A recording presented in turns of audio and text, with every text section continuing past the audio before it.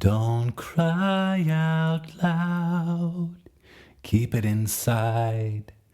Learn how to hide your feelings. Well, not anymore because Mars is stationed direct, so go on, cough it up.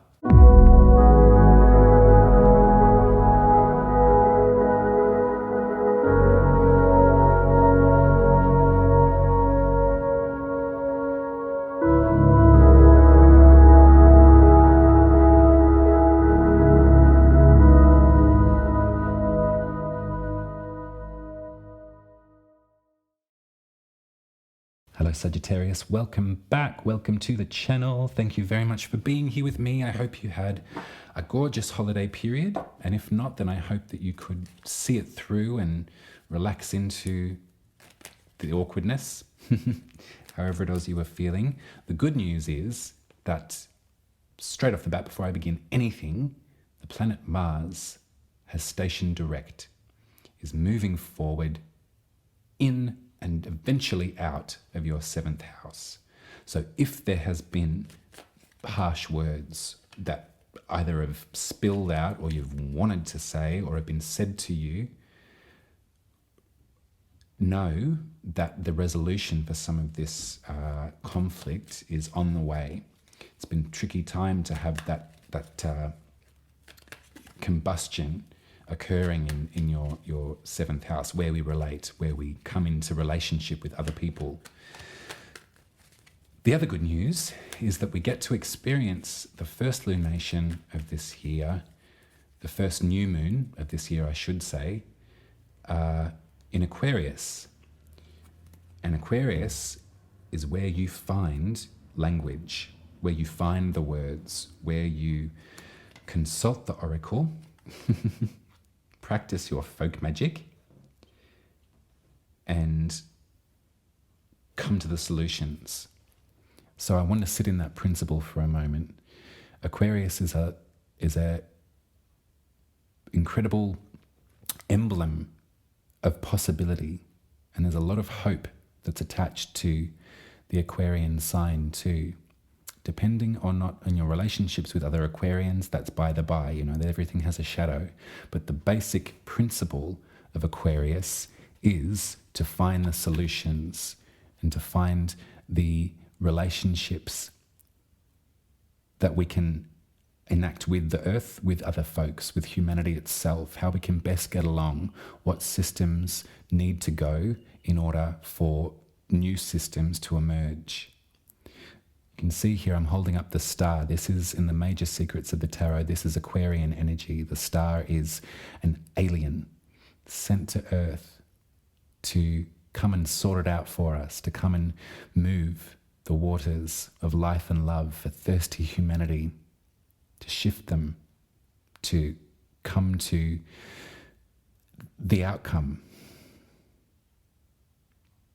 Aquarius in your 3rd house reminds me of that folk magic that's in you, Sagittarius. It reminds me of that ability that you have to come up with solutions in the way that you translate the information from the planet, the way that you translate the information of the stars, which might be quite different from mine.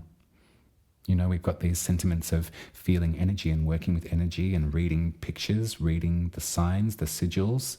And every single culture, every single individual has a different variant way of doing that. The thing that binds them all together is that we're all doing it for a sense of hope and moving forward as a community, as a human community.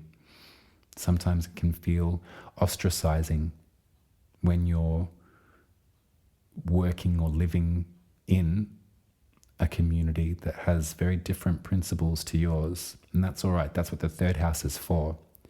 I want you to think about the 3rd house in opposition to the 9th house. They both talk about similar principles. They both talk about philosophy and spirituality. And they both wish to expand the mind in some way. The 3rd house is much more localized, much more private. That's why I keep on saying folk magic.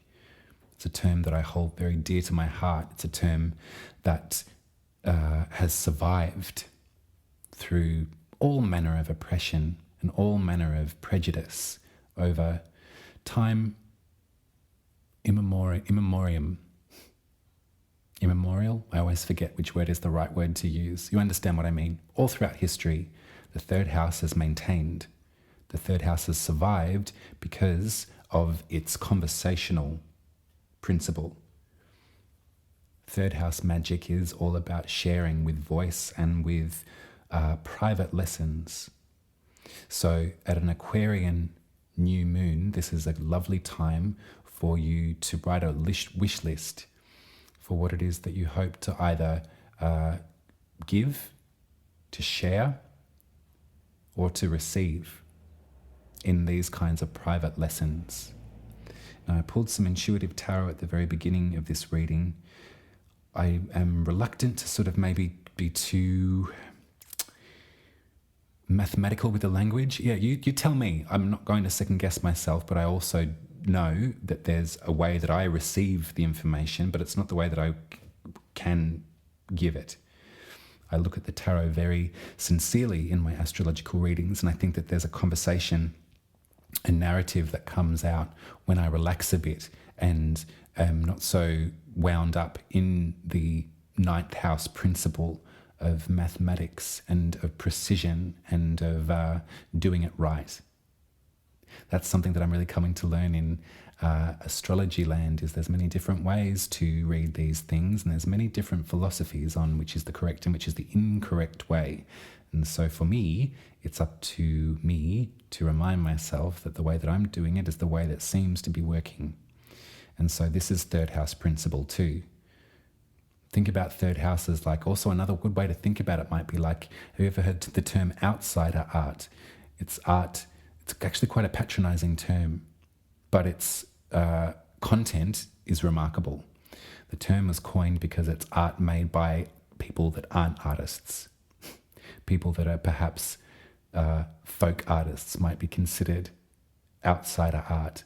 It's when the art of the street or art of the village or art of the mind that isn't classically trained is brought into the gallery so everyone can admire it from their trained critical eye and find the beauty that the artist possibly didn't know was there.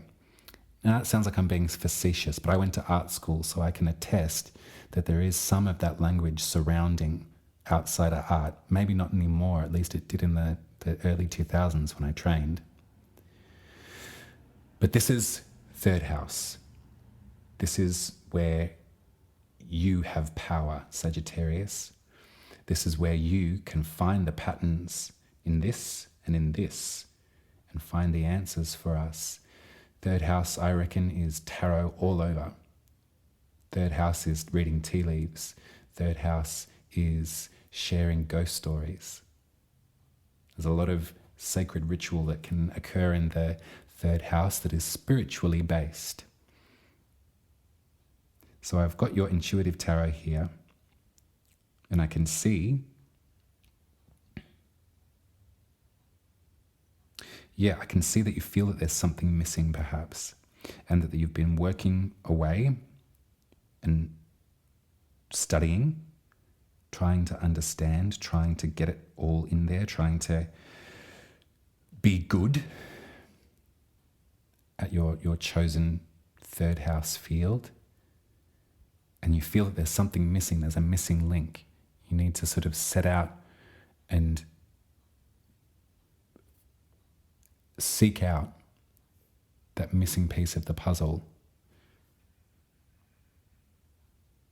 I can see that there's a sense of you feeling kind of ungrounded. There's a juggling act that's showing up here too. I'll show you the cards. So 8 of Pentacles, 8 of Cups, 2 of Pentacles.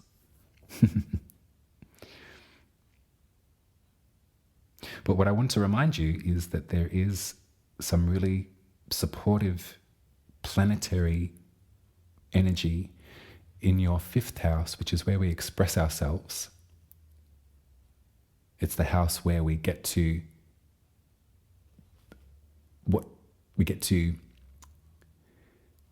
conjure and offer what's going on from our perspective.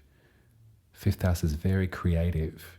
And right now, Jupiter, the planet of expansion and magnification, rests in your 5th, in Aries. And they're in an exact conjunction, hand in hand, with an asteroid, this time called Juno. Now, in the mythology, another word for Juno is Hera. Another word for Jupiter is Zeus. So you can see that collaboration when conjoined, when working in harmony, because often those two don't, let's face it. A square between those two is a very different thing to a conjunction. But I see this here in your self-expression as some offering of support, of collaboration. We can almost relate the asteroids to the tarot too. So when you think of Juno, if you'd like to learn more about the asteroids too, send me a message. But the principle of Juno can be related to the Queen of Cups quite sincerely. There is an investment here. There's a going the distance kind of feeling about Juno and about the Queen of Cups. So I see this, and it's in relationship to the moon. It's in a sextile, which means 60 degrees apart, which means support. So your third house, your folk magic, your outsider art, your creative communication is being encouraged by your self-expression, by your fifth house. You could say that they're encouraging one another. So I think that this new moon is going to be a inspirational one for you, Sagittarius. I can see that quite clearly. Hopefully this relief of pressure in the seventh house for you might give you a bit more room to move. I hope that there hasn't been too much anger. I hope there hasn't been too much cruelty in that space for you. And that's not to say that you can't feel angry towards people that you love. That's completely valid. But I just say it because it's been such an extended period of this frustration. You know, by the time Mars leaves your seventh house, it'll have been in there for 7 months. So track how you've been able to work with these fits and starts of emotion, how you've been able to work with this conflicting conversation. A lot of passion in there too, and that's all right, Sagittarius. That's really actually quite great to be passionate, to be a passionate individual. You know, in the tarot, the wands are our passion, our magic. Fire can go both ways, can't it? It can create and it can destroy. So hopefully there'll be a feeling of reprieve here for you in that seventh house moving forward. But rather than relationship, rather than that kind of collaborative space, I want you to think about the collaborative space of your folk magic world. I want you to think about the language of art that you're using, the language of creative expression that you're coming into alignment with. Sometimes in the tarot we can look at the court cards. So in this way we could potentially look at this Juno placement here as an outside source of inspiration, an outside energy. You're being incredibly supported, and you will be for some time too. Jupiter is going to be in Aries until nearing the end of the year. They will shift over into Taurus eventually. But right now your fifth house has an extra emphasis on it, and an extra collaborative emphasis, I might say. So I'd pick your brain if I were you, and I'd think of the people that are encouraging you to succeed. I don't know why I've zoned in so quickly on this kind of magical element of the third house, but I just think that that's the right thing. That's how this reading is playing out. Yeah. I think it's this friction between the halls of academia, between the structured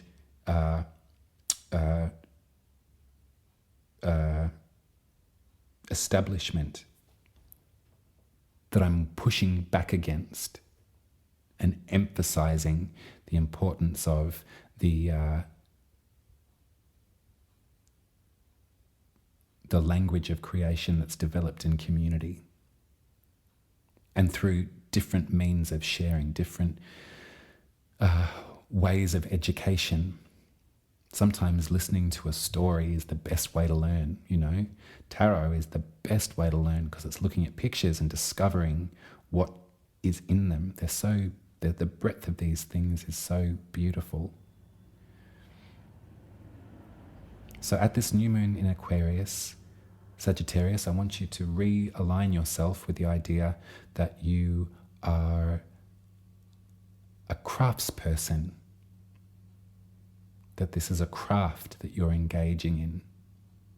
This could be philosophical, this could be artistic, but this is a craft, and craft takes time and repetition and communication. You learn the language of a craft over time, and the best way to learn a language is to use it. So at this new moon, at the very beginning of 2023, as we sit on the precipice of a great deal of movability in the astro weather, we are going to be experiencing some page turns, some big ones, big whole chapters. Poof. So as this happens around us, I think now more than ever, the importance of the hedge witch, of the tarot reader, of the one down the street who reads your tea leaves, of the one who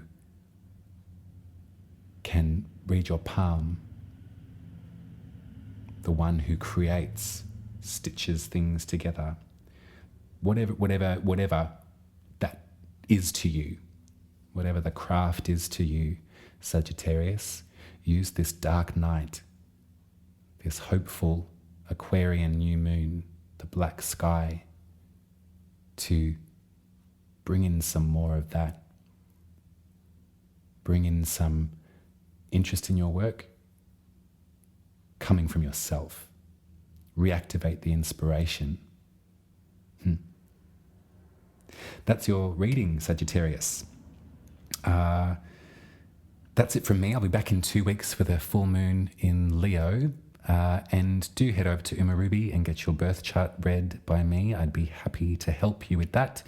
You can also tip me for my troubles at buymeacoffee.com/Uma Ruby. So please like, subscribe, all the rest of it to these videos. Share them with folks that you think might benefit, that might need a helping hand.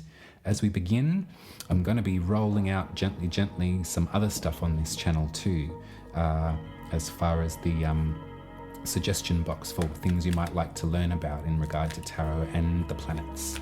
So keep your eyes peeled. But until I see you in 2 weeks, I love you, Sagittarius. Ta-da.